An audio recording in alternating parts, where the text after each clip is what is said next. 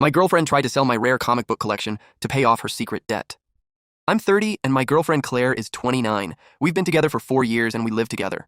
I have a decent job, and Claire told me she worked from home as a freelance graphic designer. I'm really into collecting rare comic books I've been collecting for years, and my collection is worth well over 6 figures. Claire knew how much the collection was worth. She also knew I kept everything in a locked cabinet. About a month ago, I noticed some of my comics looked like they had been moved. A few of them weren't in the exact spots where I left them. I asked Claire if she had been in the cabinet, and she said no. I figured maybe I had just forgotten where I put them. Then I got an email from a comic book auction house. They said someone named Claire had submitted several expensive comic books for an upcoming auction. They wanted to know if I had given her permission. I immediately knew something was wrong. I called them and asked what books she had submitted. They gave me the list. They were mine.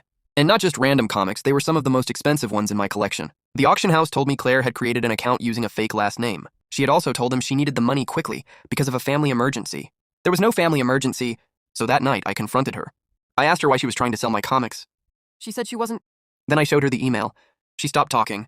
A few minutes later, she started crying and admitted it. Then I found out what was actually going on. Claire wasn't a freelance graphic designer. She had a bunch of credit card debt that she had been hiding from me. She had been spending money on expensive dinners, shopping, trips, and other stuff without telling me. Basically, she had been living way beyond what she could afford. And when she ran out of money, she decided to sell my comics. I asked her how she thought she could just sell something that belonged to me. She said she was desperate and thought she could replace them later. I told her to pack her stuff and leave. She started begging me to give her another chance and promised she would fix everything. I told her there was nothing to fix.